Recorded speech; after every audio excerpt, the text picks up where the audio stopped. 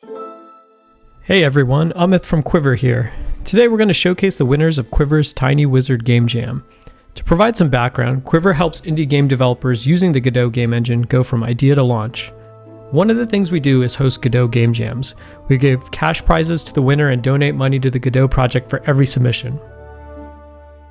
In this game, we task participants to take our open source game template called Tiny Wizard and extend it in any way they wanted.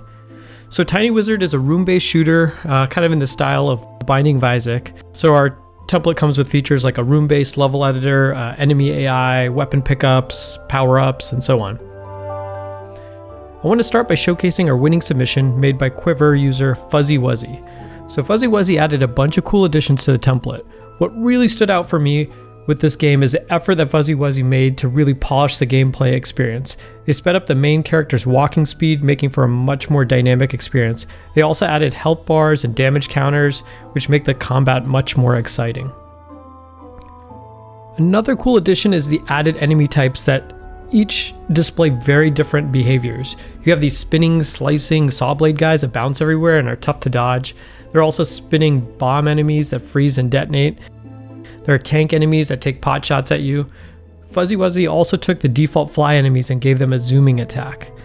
And one of my favorite things, you can spend the coins you collect on pets that have unique abilities. One does a poison attack, the other does damage to enemies that get close to you, and the last one heals you. Super cool use of the coins that aren't really used for anything in the original template. Once you collect all your weapon upgrades and pets, you can take on the boss room, which is quite challenging and a lot of fun. As you can see very clearly here, I'm quite bad at this game. So congrats to Fuzzy Wuzzy for winning our Tiny Wizard Game Jam. Also, as an honorable mention, let's look at the runner-up submission from Ruby Midnight, who also happened to be the winner of our last Game Jam. Ruby Midnight clearly put a ton of effort into the submission, adding 14 enemies and multiple boss fights.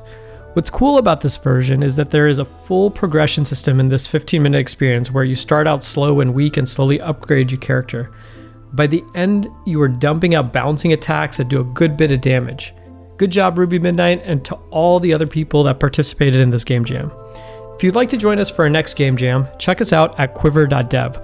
Look forward to seeing you there. Thanks.